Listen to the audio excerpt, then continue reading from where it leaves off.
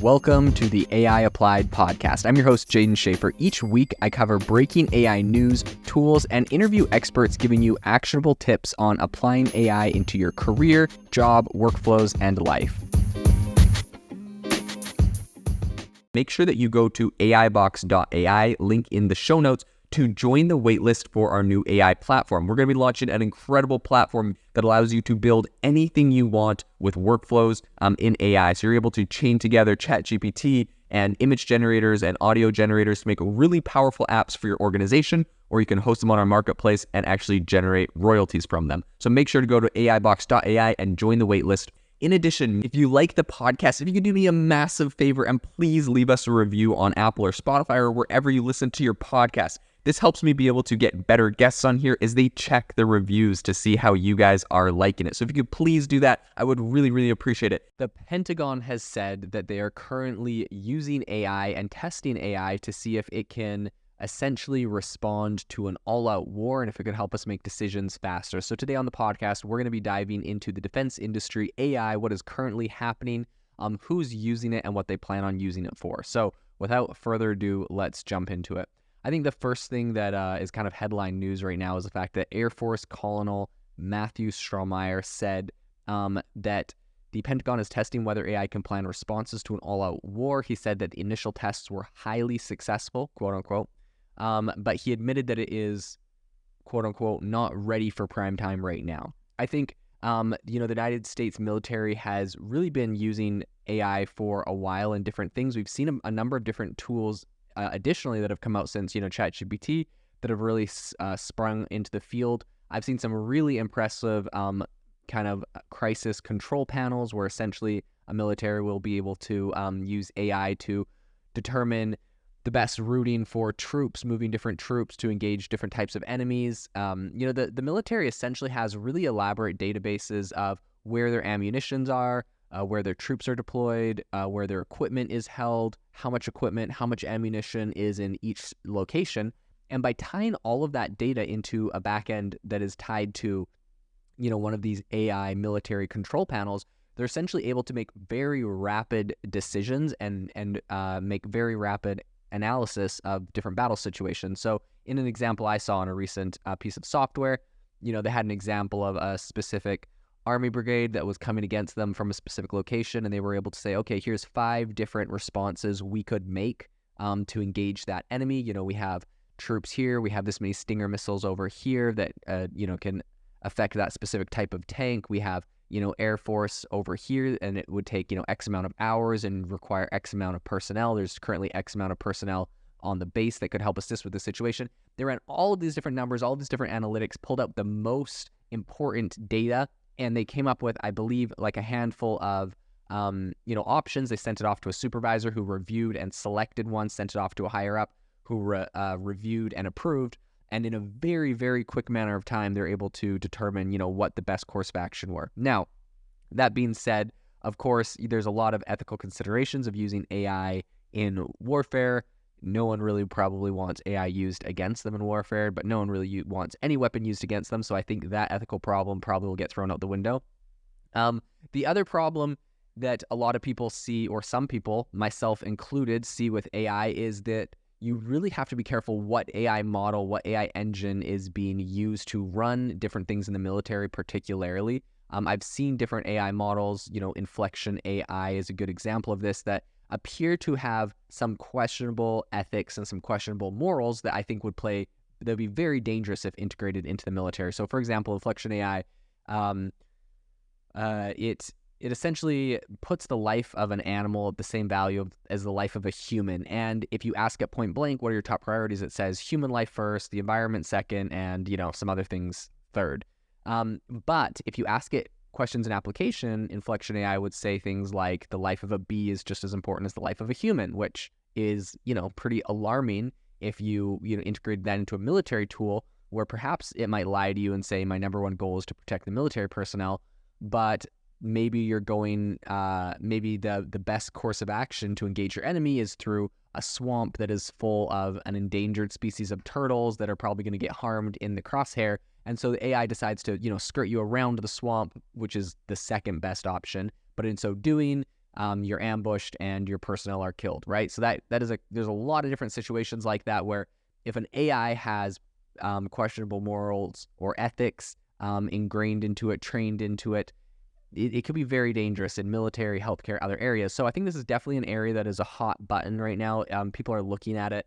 We know the U.S. Department of Defense and the Pentagon and some unnamed allies are essentially for the first time testing 5 AI large language models in experiments to run by the digital and AI office of the Pentagon. This is something that I'm concerned about personally, to be honest. They said they have selected 5. Now, let's just take a random guess at who these 5 large language models. The number one most funded large language model, of course, we all know is ChatGPT, okay? Perhaps Google Bard. I know that they've been in and out of military operations and things. A lot of people over at Google, a lot of employees didn't want Google working, so I'm not sure if they would be in on this with Bard. We could go to the second most, funded AI startup, which is Inflection AI. That's Pi, and that's the one that I talked about that has very questionable morals. That would terrify me if that was integrated into any military use. People call me crazy for or being an AI alarmist for discussing that.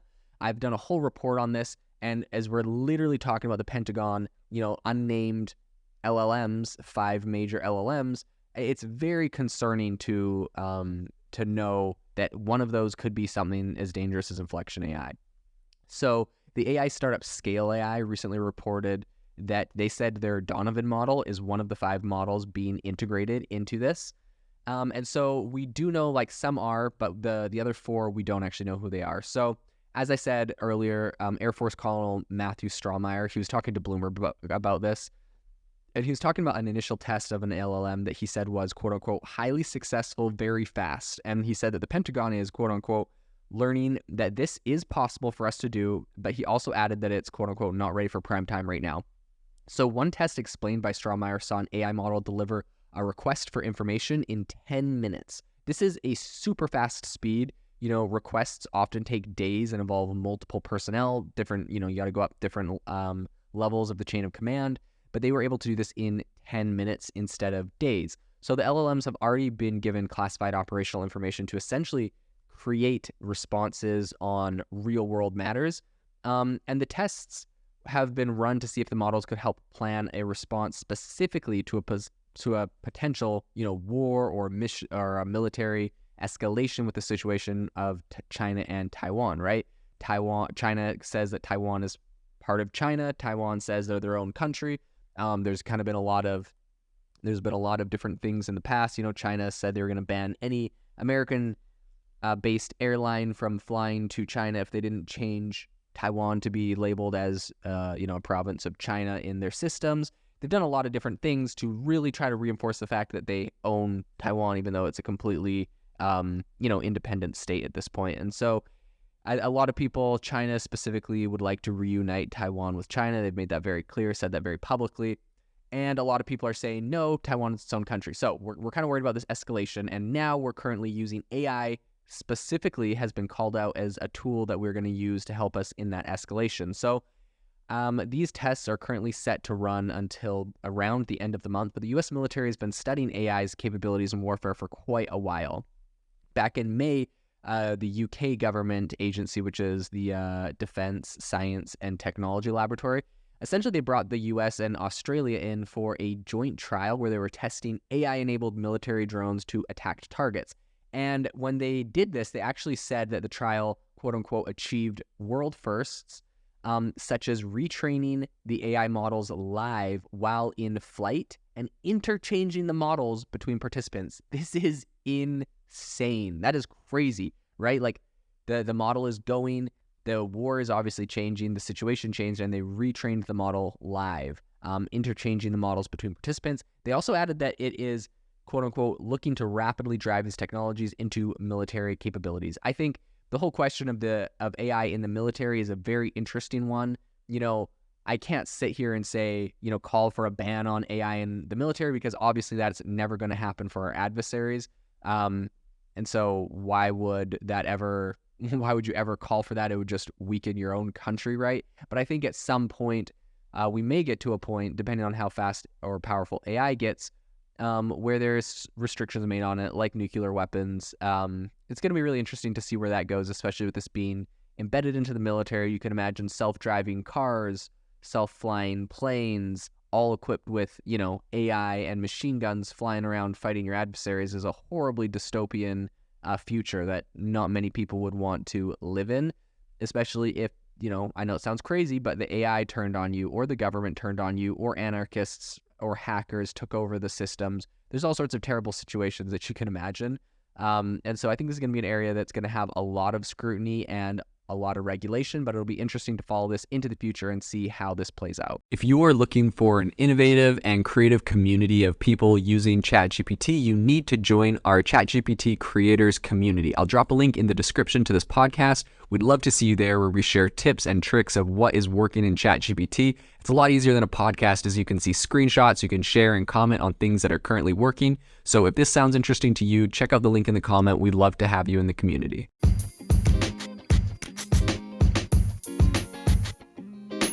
Thank you for tuning in to the AI Applied podcast. Make sure to rate this wherever you listen to your podcasts, and have a fantastic rest of your day.